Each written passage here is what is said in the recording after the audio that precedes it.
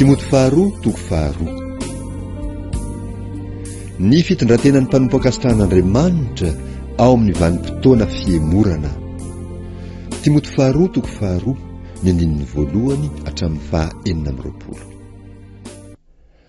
Koa ianao anaka dia aoka hihahery amin'ny fahasoavana izay ao amin'ny Kristy Jesosy.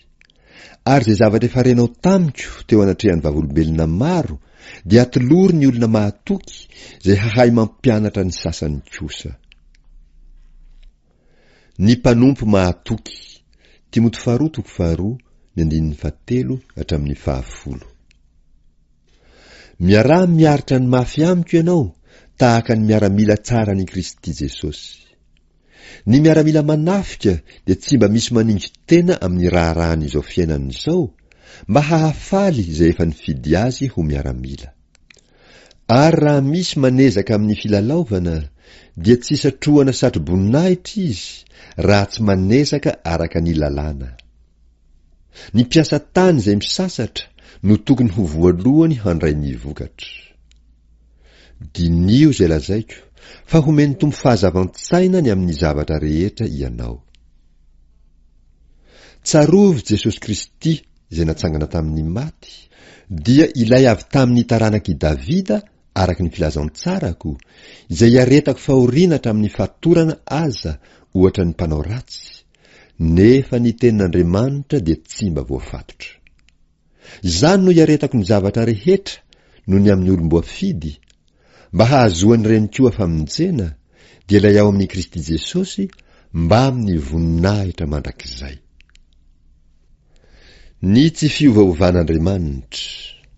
Timoty faharoa toko faharoa ny andininy 11 hatramin'ny 12. Mahatoky izao teny izao, fa raha miara-maty aminy isika dia hiara-belona aminy koa. Raha miaritra isika dia hiara-manjaka aminy. Raha manda azy isika, izy kosa handahantsika. Fa na dia tsy matoky aza isika dia mbola mahatoky ihany izy, fa tsy mahazo manda ny tenany. Zany zavatra izany no ampahatsiarovy ny olona ka anary mafy eo anatrehan'ny tompo izy, mba tsy hiady teny satria tsy mahasoa akory zany fa mamadika ny mpihaino. Mazotoa manolotra ny tenanao amin'Andriamanitra ho olona voazahatoetra, dia mpiasa tsy mahazo enatra, mizara tsara ny teny fahamarinana. Fa halaviry ny fibedibedena foana, fa mbola handroso amin'ny haratsy-panahy ihany izy ireny, ary ny teniny dia handany tahaka ny aretina mihady. Isan'ireny Himeneo sy Fileto, izay nania tamin'ny marina ka milaza fa efa lasa sahady ny fitsanganan'ny maty, dia mamadika ny finoan'ny sasany. Fantatr'Andriamanitra ny olony. Timoty faharoa toko faharoa ny andininy 7 hatramin'ny 9. Kanefa ny fanorenana mafy nataon'Andriamanitra dia miorina tsara sady manana izao tombo-kase izao, ny tompo mahalala ny azy. Ary koa, aoka ny olona rehetra izay manonona ny anaran'ny tompo hiala amin'ny ratsy.